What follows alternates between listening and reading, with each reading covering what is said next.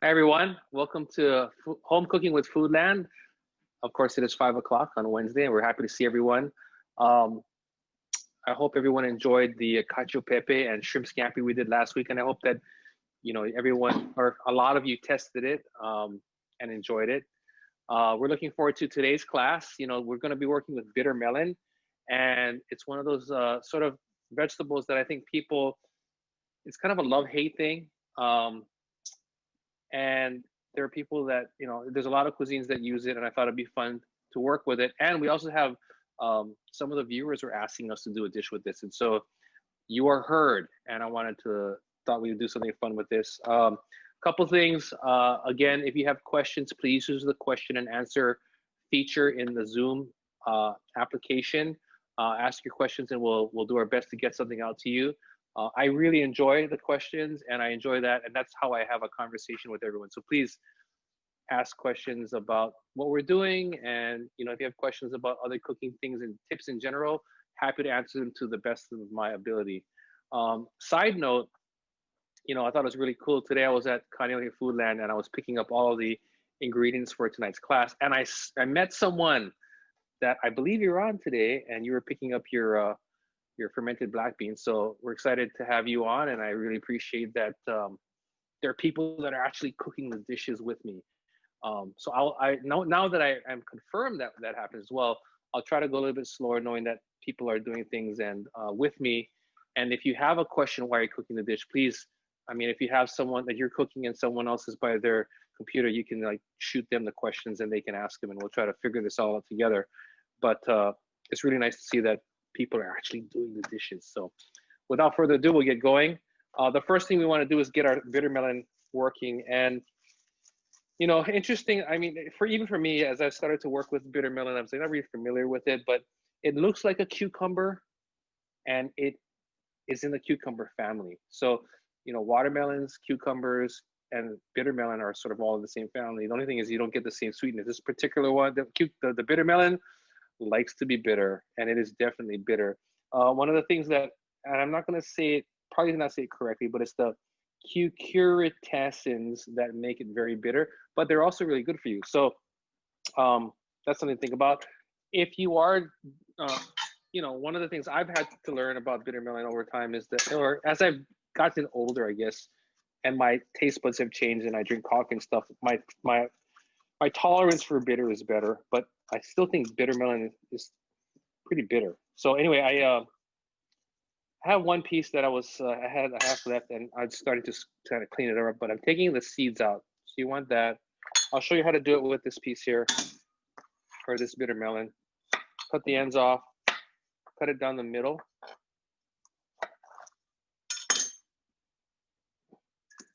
And then we'll go ahead and scrape the insides out. Let me show you that. What can you substitute for bitter melon? You can substitute a lot of things. You could use eggplant. You could use squash would be good. You can use zucchini. All of those items I think would work well. Yeah, I was thinking about this when I was working on this recipe, and it dawned on me, when I think about it, like I love the key thing in this dish is fermented black beans, or I think we call it in Chinese daoxi, but the Chinese fermented black beans, ginger, garlic, all that's super delicious. And so I was thinking like this is like poor man's black bean crab. So you can substitute this with a Dungeness crab. All right, we're gonna go ahead and slice it. I'm going for about 1/4 of an inch thickness. I'm just cutting it straight through. Have you ever seen yellow and red bitter melon? Is it the same as this green one that you're using? Rubbish. I have not. All of the bitter melon that I've seen that's available, and the one that's available in our stores is this green one. However, if you've seen that and you have that, that's really cool, because like what we like to do, we're all, as chefs, we're always looking for different takes on things. And so like to be able to work with a different color would be really cool, just because it adds more dynamic qualities to it. I'm not sure if it tastes different, but I've never worked with them. That's kind of really cool. Okay, so I'm putting the bitter melon here in a bowl, and I'm going to lightly salt it. The reason I'm salting it is because I want to try to pull out some of that moisture, and I want to try to, it also helps pull out some of that bitterness. Keep in mind, because we're salting this, we have to be mindful of how we're going to add other salts when we cook, because you don't want this to be salty. Yeah. So we'll put it down here. We'll just let it do its thing. Can you tell us how to choose a good bitter melon? Sure. Let me grab another one. I have one in the fridge. Hang on. Okay, so when you're looking for a good bitter melon, one of the things you want to feel this is a lot of bitter melon is made up of a lot of moisture, right? So to the extent that you can, or you want to find something that feels nice and firm, that looks nice and plump. You don't want something that has a lot of pits in it, or looks. This is a couple little bruise here, but to the extent that you can, you want it to look more like this, and have nice firm texture. If it feels soft or it's mottled, then it probably means that it's kind of old, or it's going bad, or it had some moisture attached. So it should be nice and firm. I like smaller ones. They can get really big, and so when you feel it, you kind of get a sense that the skin or it should feel tender. If it's really kind of hard, that means it's kind of mature and really, really old. In general, the smaller ones will be more tender, and they will also be less bitter. I also like to look for ones that, if I can find one that has a little bit less, is not quite as dark, vibrant green. Like, you see how dark green this is? If I'm looking for something that's lighter green, that's better in my opinion, because it's to me it's chlorophyll, and the more chlorophyll that's in here also could tend to make it more bitter. So those are the things I look for. So we've got that going. I'm going to do some prep now for the rest of the dish here. We're going to need ginger slices, so I'm going to go ahead, like we did before, right? We're going to go ahead and peel some of this ginger with a spoon, and that allows us to get the skin, just that outer layer of skin off, without really wasting a lot of the flesh. And I like ginger, so I'm going to be very generous with the amount that I put into this dish here. Again, I'm giving, in the rest, the amounts that I've given you on the website, or that was emailed to you, in this particular recipe, those are all like averages, and so you can adjust the recipe to your personal preference. And I really like ginger, so I'm slicing it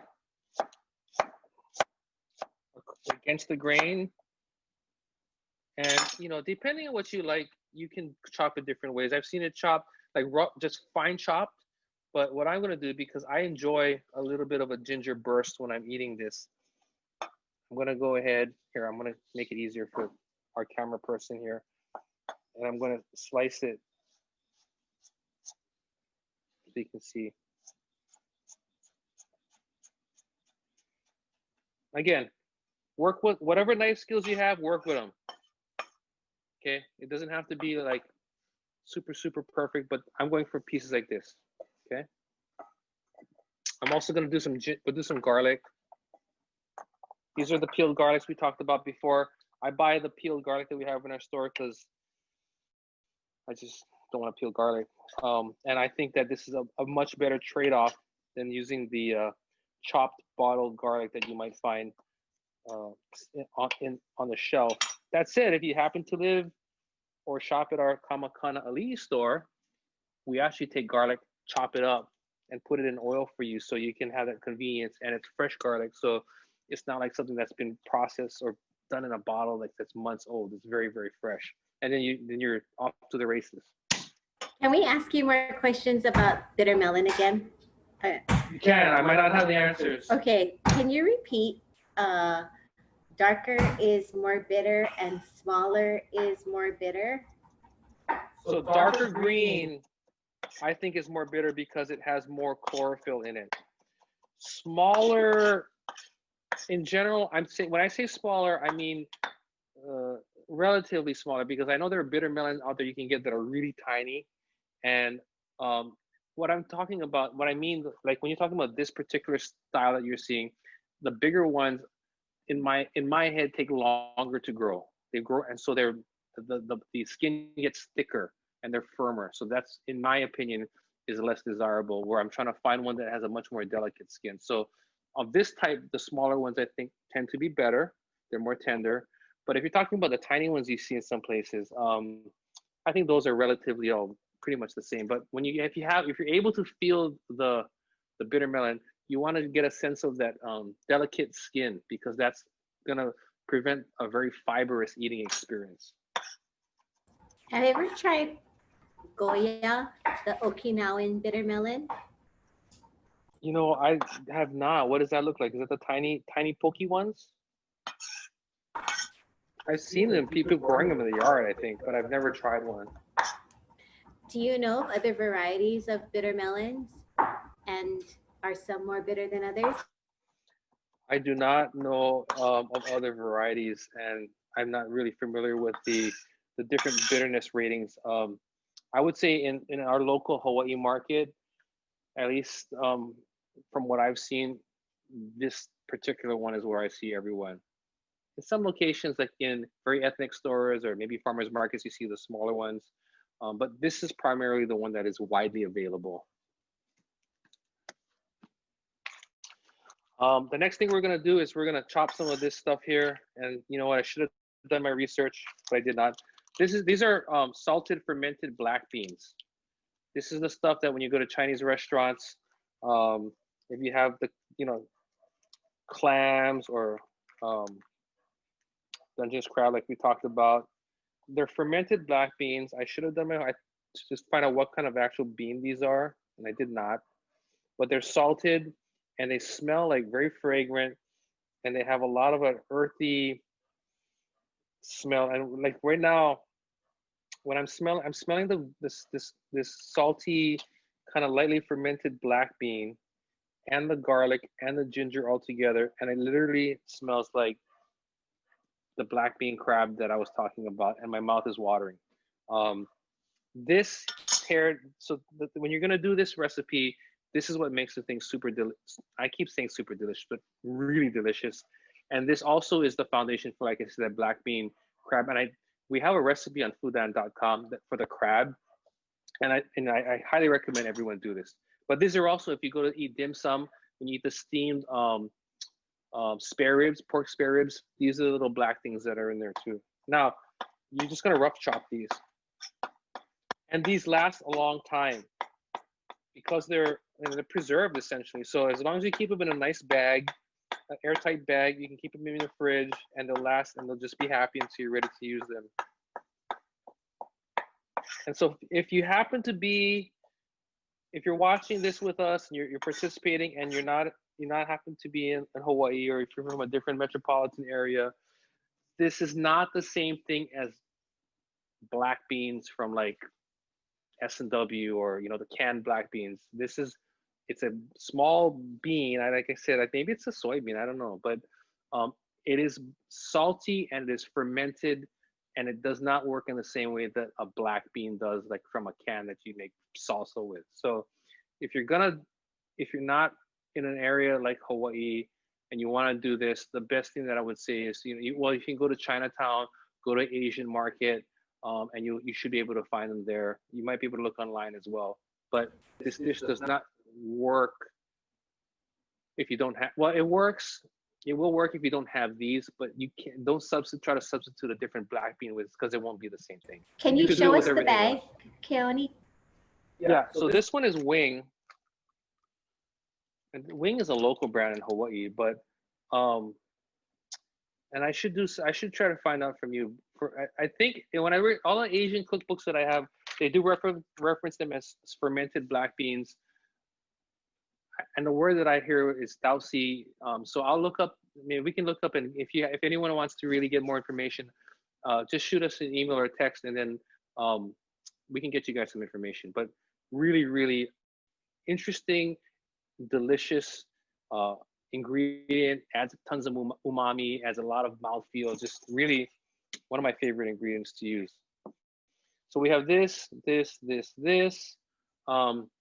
Okay, what you're going to be looking for now is if you're doing this with me, you should feel moisture coming out of these. Okay, now there's a couple ways you can play this. What you're trying to do is get the moisture out, And I experimented with this earlier today, and it did get moisture out, not quite as much as I wanted to, but I found that this was a little bit salty. So what I'm going to do, I'm changing the method a little bit. I'm going to rinse these real quick to get all the extra salt out, but I don't want it to be waterlogged.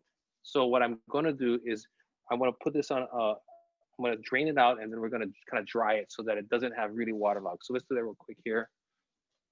You're doing that. Can you tell us if we can use black bean paste or bottled black bean garlic sauce? You can use if you're talking about like Lee Kum Kee black bean garlic sauce, you can use that. The black bean paste I'm not familiar with, but if it's basically fermented black beans mashed to paste, you can use it. So the thing about the Lee Kum Kee sauce, right? It's a prepared sauce, and it's meant to be a convenient sauce, and it's meant to be something that you can just go ahead and use, right? Now you can use it, but the difference is you're not going to have the same depth of flavor because you're not going to add as much black beans. It's going to be a thickened sauce. And so what I would do is, if you're going to do that, I would saute all the stuff together like I'm showing you and just use that as a finishing sauce. The trade-off in that example is that you're not going to get the same depth of flavor as you're going to get here. So if that's what you want to do, totally cool, go for it. But I would recommend, and this is the thing that I recommend in general, right? I like all the ideas, I like what we're talking about, but there's a reason for all the things that I do here. And I would recommend at least once doing it the way that I'm showing you, and then doing it the way that you want to try and see if there's a difference. And if in your head, same thing, great. I do think though that you're going to find that what I'm showing you has way more flavor. And when I started cooking, right, the most exciting thing for me was I used to go to places that would say, I don't know, here we're doing pasta or whatever, and I would eat it. I'm like, it's not that good. And then I went to a place that did it the right way or the authentic way, and they focused on it, and I was blown away. And then I understood. So I think try it this way, try it the other way, and then see which one you prefer. Okay. So what I'm going to do is we're going to start to get ready to make the dish. I'm going to heat up this pan here, taking some paper towels while that's heating up. And so I rinsed off the bitter melon to get the extra salt out. But I also don't want a ton of moisture on this because that's going to splatter when I saute it. And it's going to inhibit, it's just going to slow down the cooking process. And I want it to brown a little bit. So I'm putting it on a piece of paper towel so we can let it air dry a little bit. And if I need to, I'll pat it, okay? As you can see, I have the pork here that's ready to go. And we're going to start to put the dish together, okay?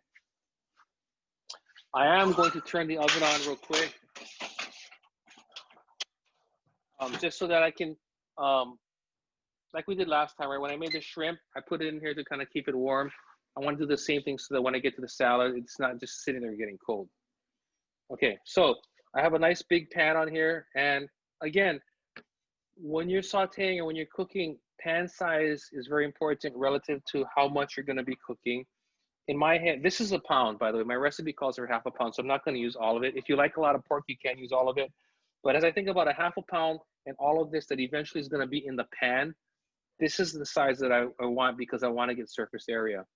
Now, if I had a smaller pan, then I would recommend doing it in 2 batches because, again, I'm trying to make sure that we have the right amount of heat to product ratio so that I'm not just like steaming everything in here.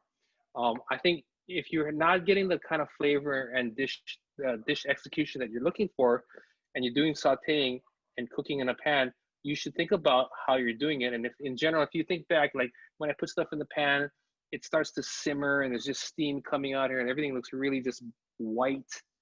That's probably because your pan is too small relative to what you're cooking, or or you can't get hot enough. But the things I'm always looking for: pan size, high quality pan, and that right amount of heat transfer that's going to happen.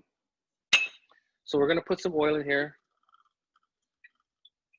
Again, this is a neutral oil. Can be peanut oil, can be grapeseed oil, vegetable oil, whatever oil that you prefer to use. And I'm wanting to put this in here and waiting for it to start to shimmer. Okay, so while that's happening, I'm gonna grab the ginger that we did. Have you ever heard of soaking the bitter melon in milk to reduce the bitterness, or is that just a myth? I've never done that, but it sounds reasonable. I mean, I think that as I try to think about why that would be, and this is one thing I meant to talk a little bit about. I've not experimented with this yet, but what makes bitter melon bitter is the alkalines in it. Alkalinity tastes bitter. And when you think about from a chemistry perspective, if you want something that's completely neutral, you want pH to be 7, right? If it's too far one way, it's alkaline. If it's too far the other way, it's acid. So in my head, the way to balance alkalinity would be to add more acidity. And so the probability in my guess would be that the lactose or the lactic acid that is in the milk is helping to balance out the alkaline that's in the bitter melon, which I think could help kind of tone it down. In this example, I'm using salt to draw out liquid, which is I'm trying to pull out some of the alkalines to do that. So I think that it could work and it makes sense. And if you do that, I think you just want to, I would dry it out a little bit so that it's not so wet. But I'm putting the ginger in here to get the fragrance, the oils to come out into the fat. And then I'm gonna add the pork.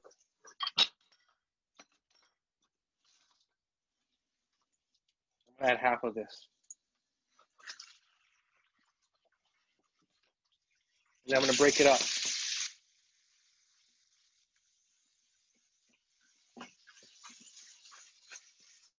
It smells really good. Smell the ginger right now. Now, if you had shrimp, you could use shrimp. If you don't want to use pork, you could use sliced pork. You could use ground chicken or ground turkey. You could use something like, seitan or a Beyond Meat or a meat substitute. If you were going to use tofu, I wouldn't do this step. I would go straight to the bitter melon step and then add the tofu later because the tofu will break up too much. But there are a lot of ways you could do this. Or you could just not even add meat. You could go straight into the bitter melon. But see how quickly this cooks? And it's going to be a little pink when I take it out. And the reason why is because this is going to come out for a little bit. And then what I'm going to do is I'm going to add the bitter melon, but it's going to go back in the pan and then it'll finish cooking. So that, and I don't want to burn it and I don't want to overcook the ginger. So I'm going to take it out right now. We'll put it on a plate here.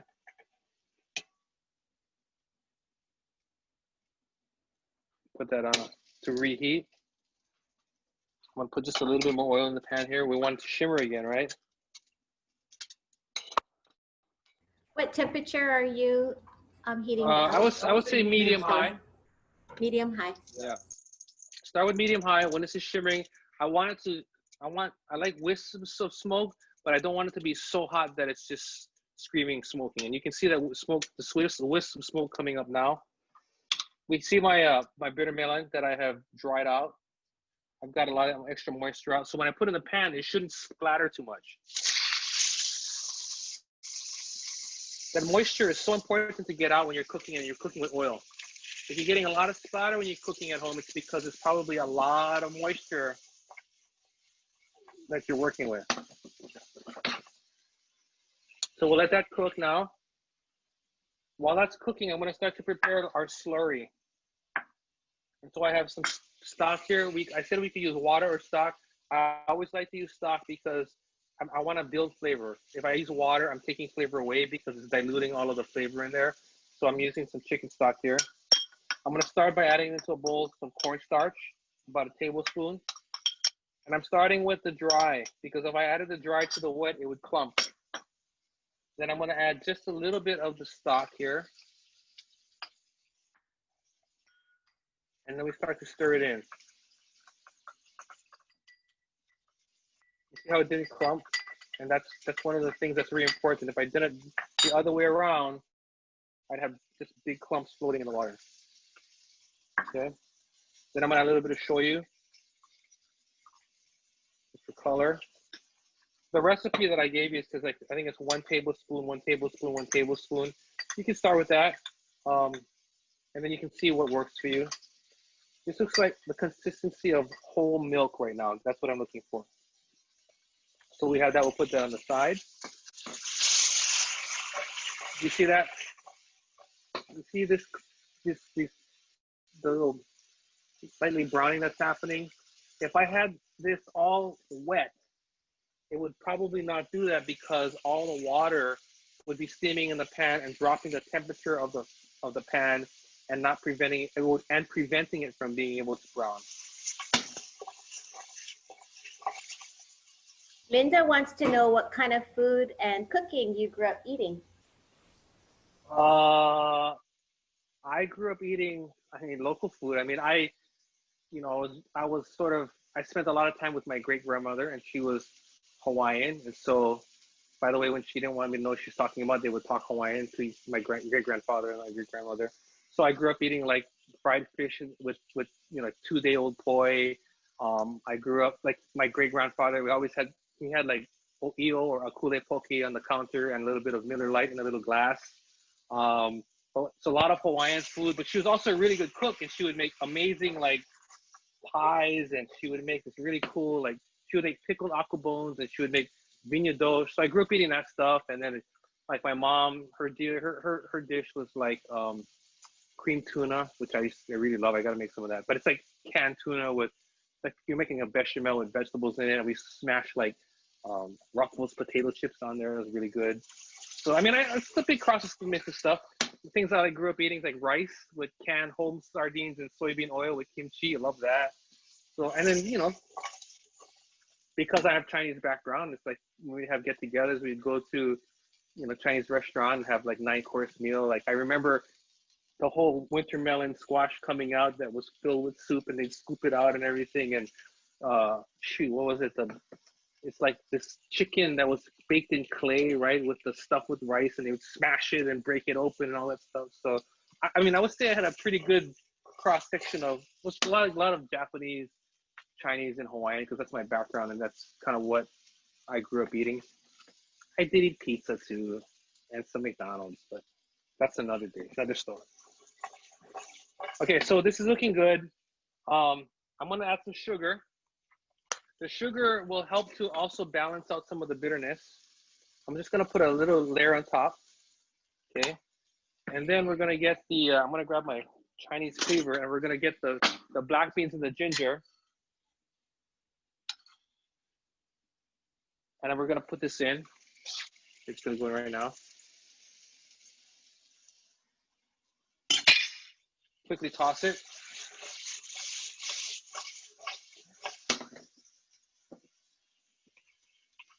Splash it with this is sake, but you could use, Chinese rice wine or sherry. I'm gonna put back the pork. Smells really good.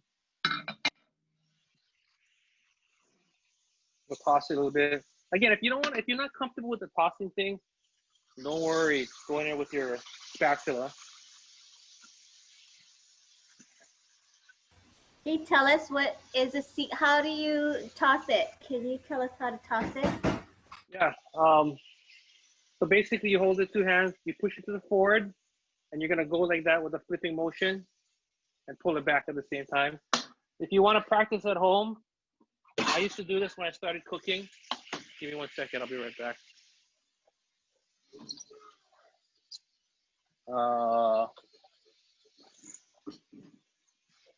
I'll show you with this. I'm trying to show you. I don't have, anyway, take a pan like this, put uncooked rice in it, and just practice. It's like that. This is the hand motion you want to use.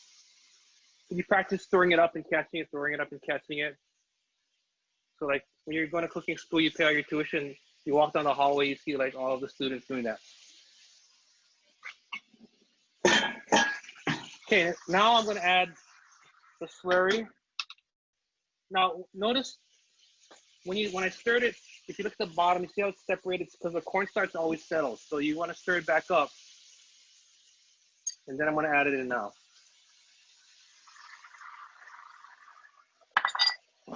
And when it comes to a boil, it will thicken.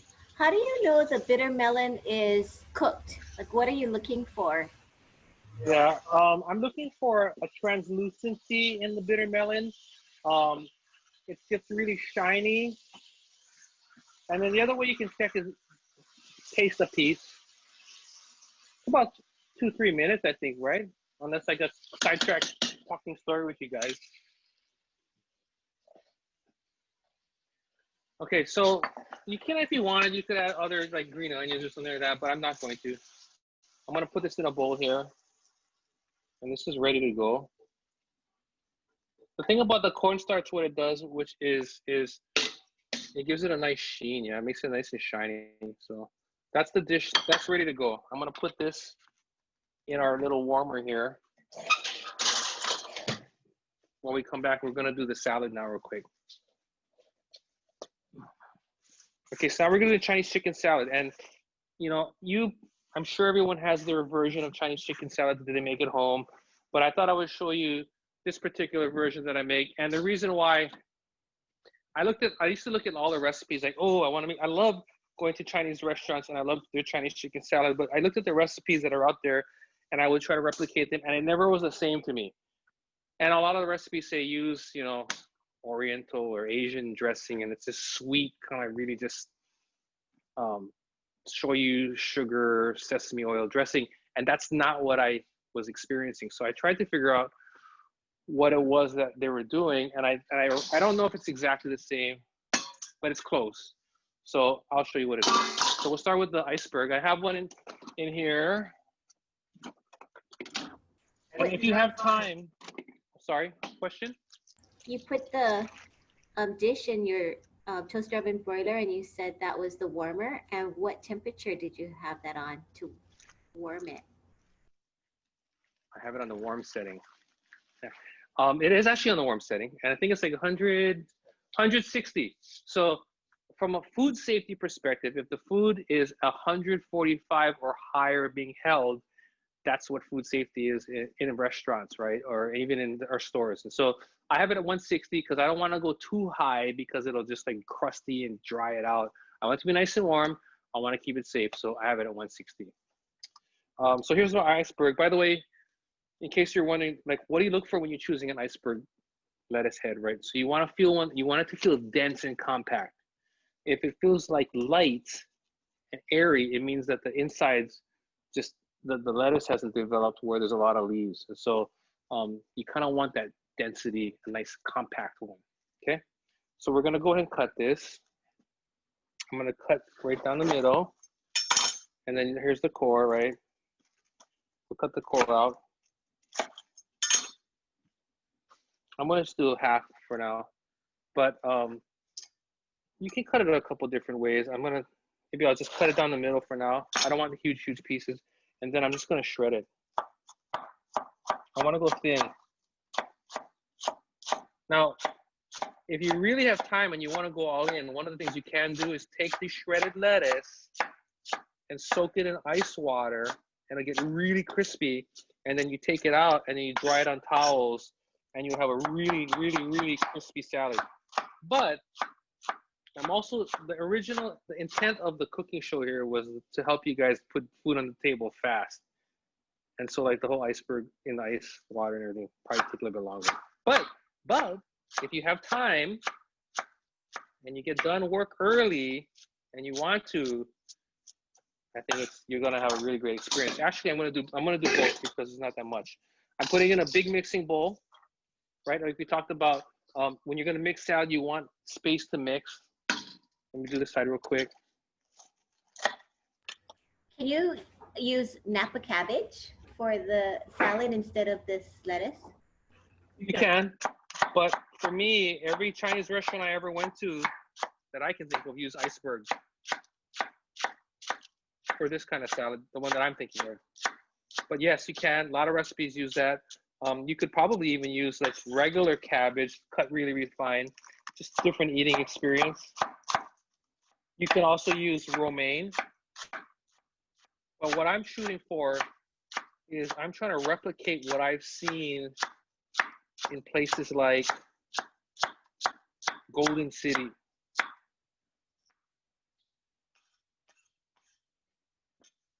Okay, so then this goes inside, and I'm breaking it all up, right? How did you wash the inside of the lettuce? I didn't. The inside of the lettuce is sterile because it's grown in a completely enclosed environment, right? So it's perfectly fine to do that. It's never seen the light of day, and it's never been exposed to any elements. Okay, next thing we're gonna do some celery. Celeries are important for texture and flavor. And I already washed these. But I'm gonna go on a bias. Try to go thin. If you're having a hard time with doing two like I am right now, just go. And like I said, one of the things we do in restaurants all the time is if I'm doing a salad like this, I will have all of the ingredients separate, pre-prepped, and I'll have them in ice water or I'll have them in water in a refrigerated case. And when the order comes in, then I take all these ingredients and I toss it. And that's how you get a really crispy experience in the restaurant. Did you string your celery? I did not, because I'm trying to be healthy. I want the fiber. That said, great question. When I used to be in restaurants, we used to do this, right? Because we were trying to make a really fine eating experience. But I mean, I don't know how you string it. You might peel it like that, but we used to do this. We actually peel it.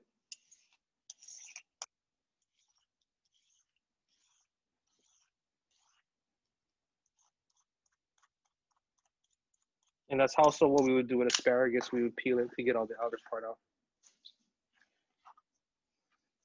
So that's one thing you can do if you want to go the extra mile. I'm assuming if you're going to peel it like this, you're going to do the ice water thing too, right?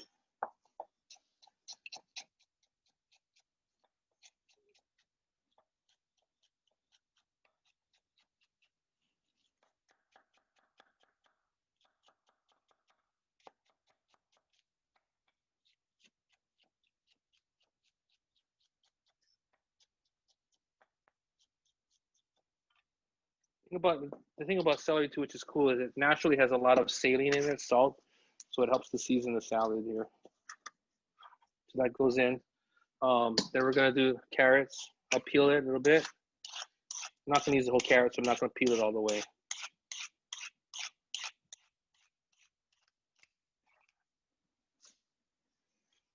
And then my favorite, like I swear I've never used this thing as much as since we started these cooking classes, but I love it now.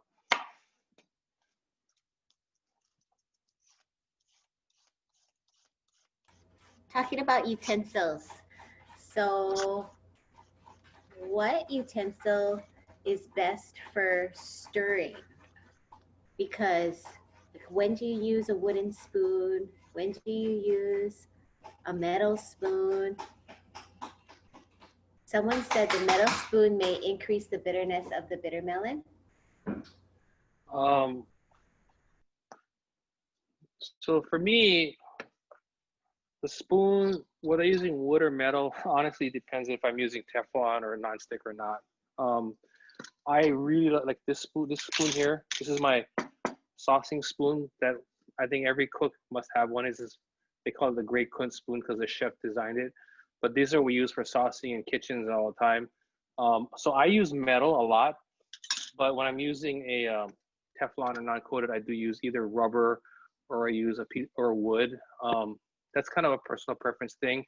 I don't think the metal would make a dramatic difference in the bitterness of the dish we made. Okay, so now I've sort of tossed this together because I wanted to see how this looks, which I think looks pretty good.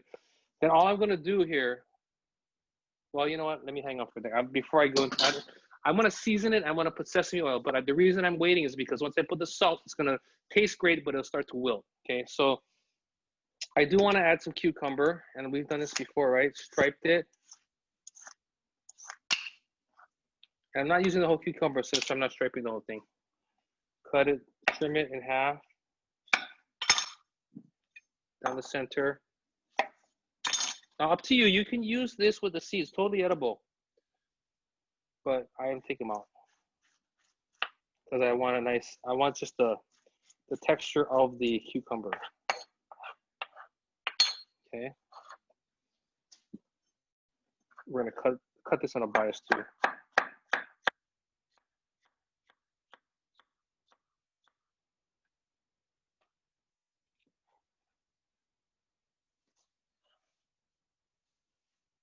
And then the other thing we need is green onions. So I'm gonna take one of these. Save this for planting later.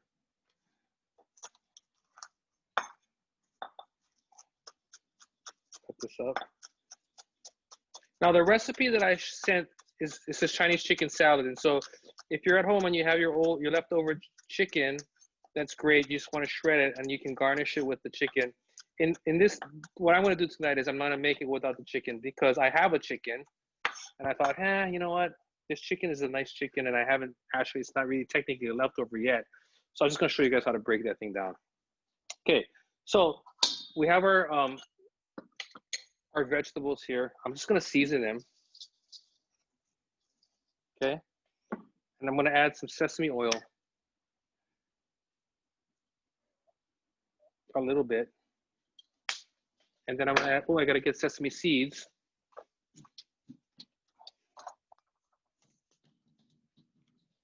And then we're gonna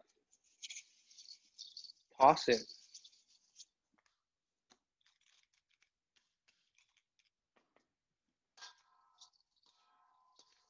And I'm hoping you guys are going, yeah, that looks exactly like this looks totally like Chinese restaurant.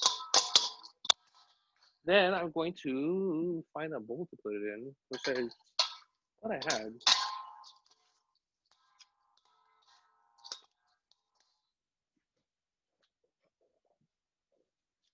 Put it in this, we'll use this.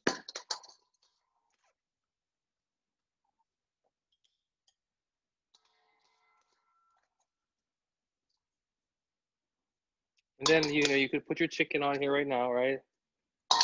And then I'm gonna put, by the way, one of my favorite Chinese restaurants where I never said cucumber before, but then I went to, I think it was Quinoa on McCully. I think they closed, but they did that. And I think they put jellyfish too in it. It was really good. Green onions, a little bit more sesame seeds, and then wontons, right? So if you fried some, great. I like this when I'm doing on the fly, right? We all grew up eating this. Somehow thought that I was gonna be very muscular when I ate these. Didn't work.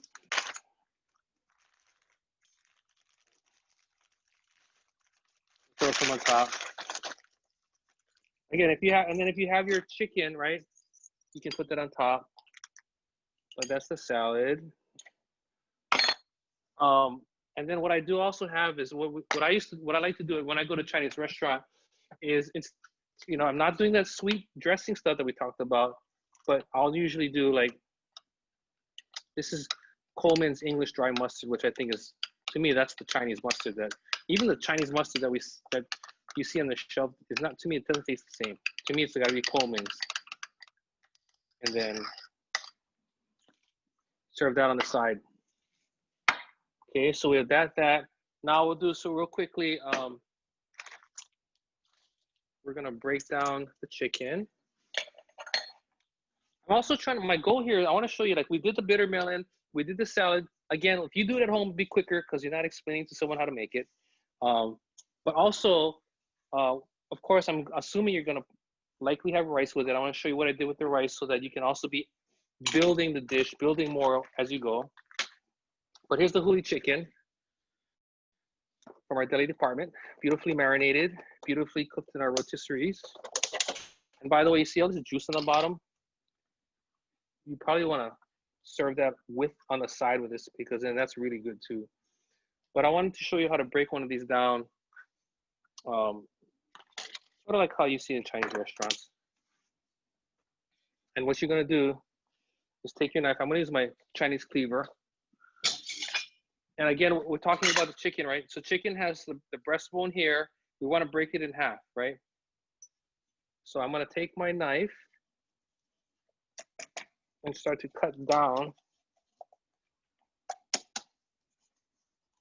and use the heel to break through. And so right here is the spine. I'm gonna cut on both sides of the spine because I don't want that to go on the plate. So I'm on one side, I'm gonna turn it around.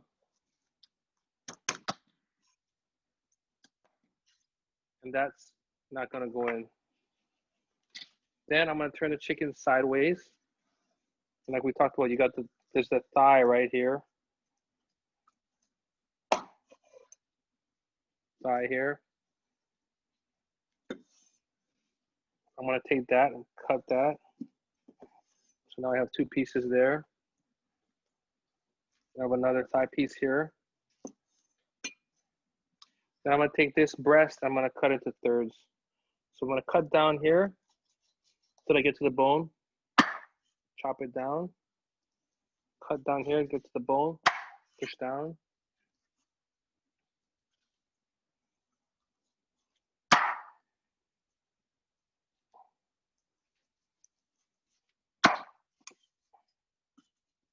And like we said, presentation's everything, right? So I've got a plate. When I rebuild this chicken, I'll start with the legs. Try to put that on the side there. Put this, I'll go this way. Yeah, maybe go this way. Put the breast meat here, breast meat here. Maybe cross them. See how that's just kind of simple, right? But it just looks like there's care put into the presentation of the plate. And I think people notice that, and psychologically, I think it makes the dish already delicious when you see it, and it just shows that the people that you're cooking for matter to you, and you want to make sure it's good. Okay. So I got one more thing that I wanted to show you since we have a few more minutes, because I want to show you again like how to make this all come together. I have some choy sum, and this is like every so often I try to see if I can get extra credit in, and I think we have time. We did this before, but for those of you that didn't see it, I'm taking the choy sum, I'm cutting the stems, and I'm cutting separating from the tender parts of the stem. I have water here, and I'm going to add some sesame oil to the water. And so for those of you that were with me on the pasta one, are like, hey, wait, I asked about oil with the pasta, and that's correct. That's correct. I say don't put the oil with the pasta. But this isn't pasta. So what I'm trying to do in this particular instance is I actually want to season the choy sum with the sesame oil. And what I'm hoping to do is when I cook it together, the oil is going to lightly coat this and actually add some flavor in similar way that the salad is doing the same thing. So we're going to blanch it. We're going to blanch this. I'm going to take it out. And then we'll put the greens in very quickly. I'll take it out. Then we'll put some oyster sauce on it. And then we're ready to bring this all together. Which also means that we're close to wrapping up. And if there are other questions, now's a really good time. We can talk about them, and I can try to get you some answers if you have any more questions. Cassie, can you show us the Coleman mustard container?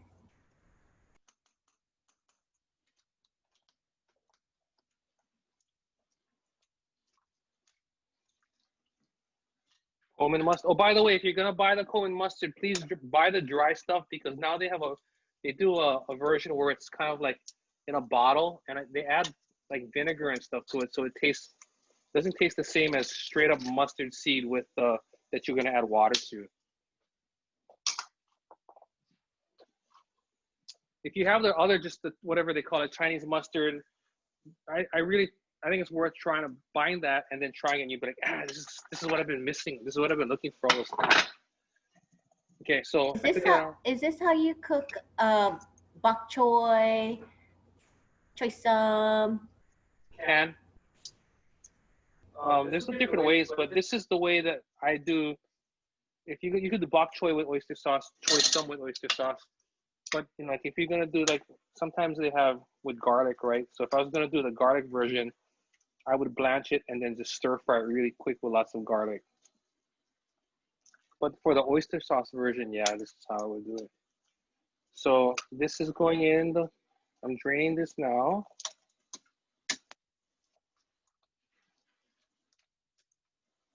And then I'm gonna take it out quickly, and then we'll put some oyster sauce, and then we're gonna bring it all together. You can see this whole thing. So you used white sesame seeds? in the salad, but Yeah, can you toasted. use black sesame seeds? You can. What's the difference? Color. Uh, I think they're good for adding a different element of color. I the thing is I don't use them enough, but you just got to make sure that if you're going to use the black, you got to toast them too, right? The important part is you're using them that they have that toasted flavor. So just make sure you're toasting them. Oyster sauce goes on top. Okay, so we've got our chicken that I picked up from the store real quick. This is a really fast thing in some boiling water. Chicken salad, fast. The only one that we have to really do some prep work on is the bitter melon here, right? And that's here. The last thing I wanted to show you, and we'll bring this all together, I'm assuming that, like I said, you're gonna have rice. And so I know a lot of you guys probably do this, but for those of you who haven't done this before, it's worth doing. So when I put the rice in the pot and I washed it, I also threw some lupchong inside the pot. And so the lupchong steamed when I steamed the rice, and so now it's ready to go. And so basically now what we did was we started with the idea that we're gonna do bitter melon and Chinese chicken salad. And really what you've done, you know, if you do this the way that I showed you guys, you can have literally two main dishes, a vegetable salad, some really nice dry sausage, and then rice. And then of course you got your mustard. Mine's a little, it's not perfectly smooth, but it'll do. And then I ate all my sambal. But so that's our cooking class for tonight. Are there any last minute questions? Can you show us how you would plate this dish Sure, with all of this? And how would you cut the lupchong? There we go. So I'm gonna put it on bias. What brand of lupchong is that?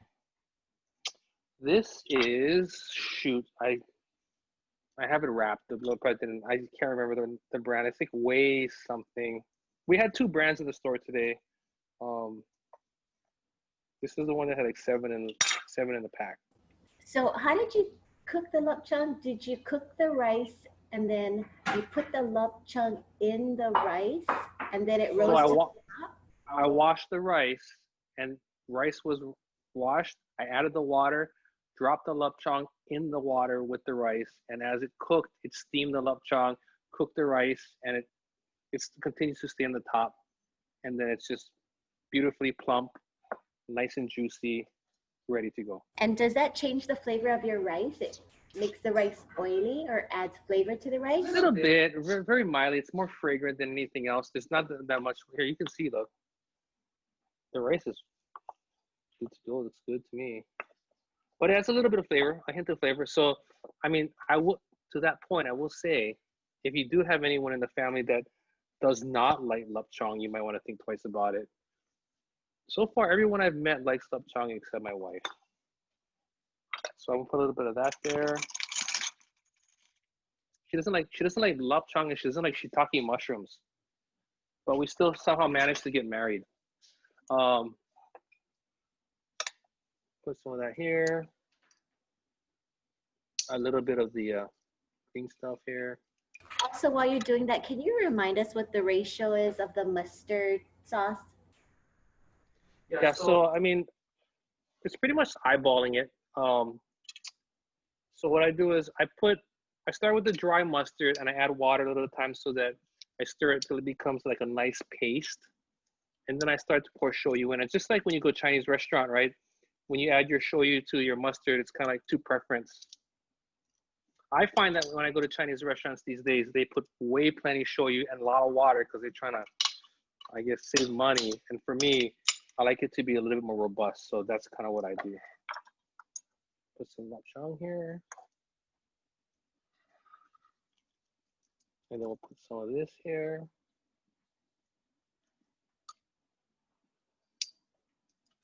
I like some spice. I only have a little bit left, so I gotta stretch this, but what I would normally do is I would have a little dish on the side with a dish of this and a dish of mustard. And I'd be ready to go. So there we have it, the we started with bitter melon and Chinese chicken salad. It ended up with lapchang rice, huli chicken, and choy sum oyster sauce. The cool part about this dish is what we've done tonight is, hey, if you're on the fly, rice and lapchang, oh no. If you're on the fly, rice, huli chicken, and all you gotta do is cook this, oh no, right? If you really have one of these left over and you have one of these lying in your refrigerator, chop up some romaine, or whatever lettuce you have, throw some leftover chicken on it, put the shoyu mustard on there, or if you have a dressing that you like, that's another dish, right? This can be eaten by itself with rice too. So, you know, you can go a lot of different ways with this and have fun with it. And that's our class for this evening. And my mouth is now watering, so I'm gonna say goodbye because I gotta eat now. Anyway, we'll see you guys next week. If you have any questions you thought about that we didn't answer, please email us because we get back to everyone. Really happy to see everyone. Everyone be safe out there. Cheryl's raising her hand because she might have one more question. Does she have another question? Yes. When is bitter melon available? Is it available year round or is it seasonal? In our market, it's year round. Yeah. So whenever you get the hunger, you should be good. And I'm still thinking about next week's class, but I think I know the next week's class, I don't know exactly the dish, but we're thinking about Labor Day weekend. And I know if you're on Oahu, you'll probably be doing Labor Day weekend at home, but there's no reason not to still, you know, enjoy while you're at home. For those of you that are on other islands, you know, I hope you have a great weekend. And if you're from the mainland or from wherever you're at, I think it'll be a fun dish to do. And so everyone, please be safe, and we'll have fun next week. And we'll be sending out the invite with the dish once we figure that out, probably either tomorrow or Friday. So we'll see you guys and have fun. Thanks, everyone.